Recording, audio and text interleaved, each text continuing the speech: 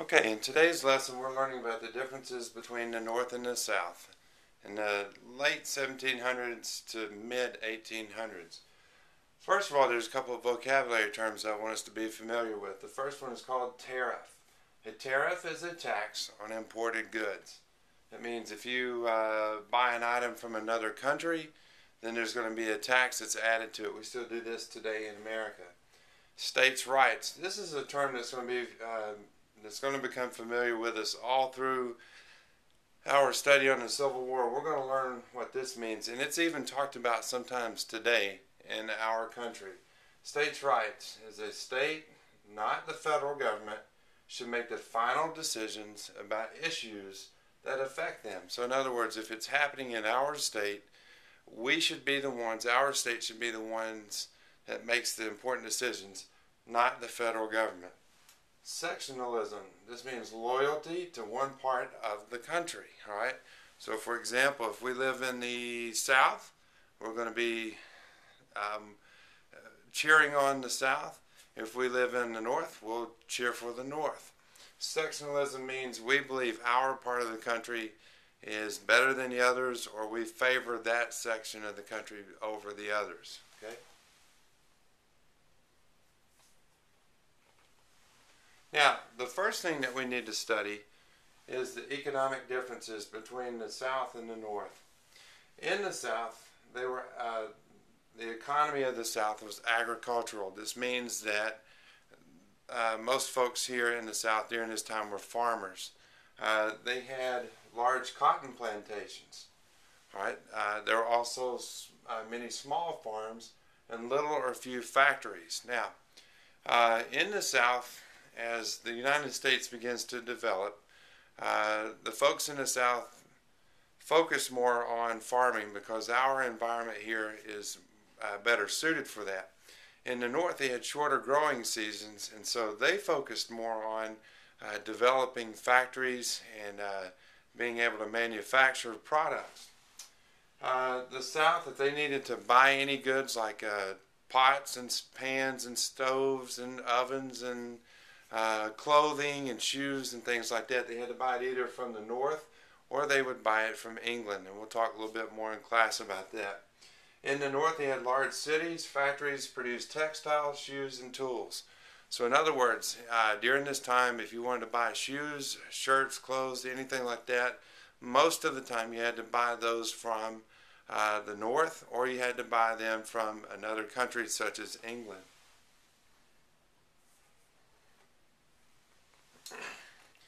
Now, the fight for freedom. During this time, slavery is going to be a big issue. In the South, on the plantations, they needed workers that would work on the farm or the plantations and pick the cotton. And we've talked about slavery and how slaves were important to those of us living in the South. During this time, we relied heavily upon slaves to do all the work.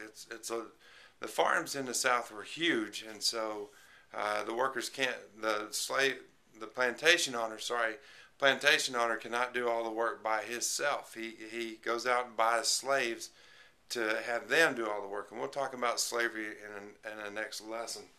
But there are people that were against slavery, and they're called abolitionists. It's a person wanting to end slavery. Some of the more famous abolitionists that we'll be learning about is William Lloyd Garrison, Frederick Douglass, Sojourner Truth. Now, another term that I want you to be familiar with is called discrimination. That means unfair treatment of a particular group. That means that we favor, let's say, whites over blacks. This is going to be a problem throughout our country's history. It's when you favor one group of people over another group. Abolitionists and discrimination are other terms I want you to know. All right, another term that we have is the Underground Railroad. It's a series of escape routes and hiding places. Friendsville, Tennessee is one of the most, locally, one of the more famous areas that's a part of the Underground Railroad. And I'll tell you a little bit more in class about that. A nation divided. We had this issue of slave state versus free state. Our country was at a point where we were growing and we had to decide, are we going to allow slavery to continue to grow like it had in the South, or are we going to stop it? Okay, and so we have this idea of a slave state versus a free state. Slave state, obviously, as the name implies, is a state where they allow slavery. A free state is a state where the folks have decided we don't want slavery, so all citizens in our state are going to be free. All right, this is going to cause a big problem in our country. Slave state versus free state.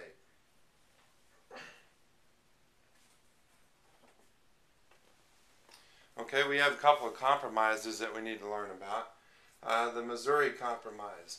In 1820, the territory of Missouri wants to join the Union.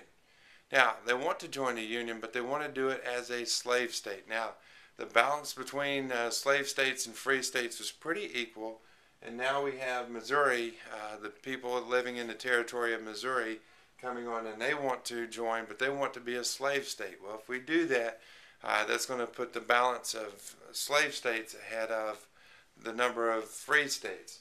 And so Congress has to decide, what are we going to do? Well, they decide to let Missouri join the Union as a slave state, but also at the same time Maine can join, and they're going to be a free state. Now we're back to equal. In 1850, the Compromise of 1850, we have new territories that are coming into the United States. People are moving out west, and when they have more people living there, you can apply to become a state. And now Congress has to decide, well, what are we going to do with these new territories? And so in 1850, they come up with a new compromise, and it says, in the new territories, people can make the decisions to be a free or a slave state. Okay, so now Congress says, all right, it's up to you folks living in the states to decide. This is a great compromise, but it's going to cause problems.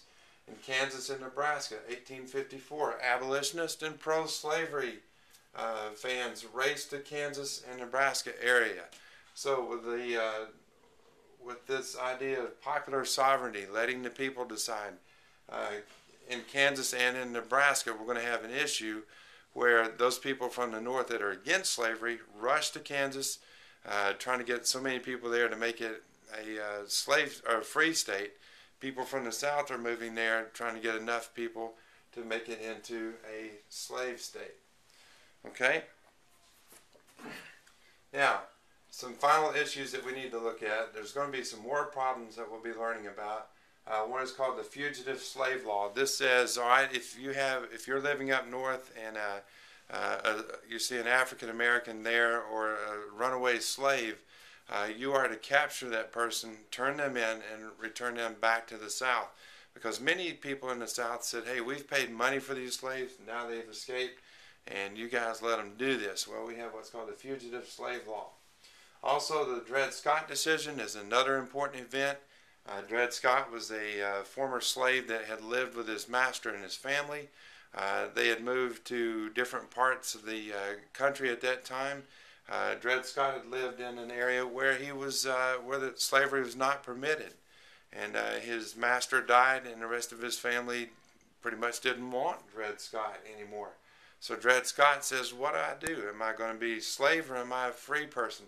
So he applies to he goes to the court and wants to be a free person or gain his freedom because he'd lived in free territory. Roger Taney was the Chief Justice at the time. He was from the South. He was obviously for slavery, and he says, nope, Dred Scott, you are a slave when you were born, you'll die a slave. So this is going to cause a big problem. John Brown is an abolitionist who lives in the North. Abolitionists, if you remember, are those that want to end slavery. John Brown comes up with a plan. He says, what we need to do is arm the slaves, let the slaves have weapons. And so he and some friends go to Harper's Ferry in Virginia. They break into where the United States military stores all of their weapons. And he and his friends are in the process of handing out the weapons. And then the military shows up, and they arrest John Brown and his friends. There's a big shootout and a fire, and John Brown is captured. His friends, I believe, were killed. And many people in the South are very angry, thinking that this guy is nothing but trouble. Now, in the North, he's viewed as being a hero, but in the South, many slave owners were worried about people like John Brown, who are there to help the slaves. All right, I appreciate your time. Hope you enjoyed the lesson.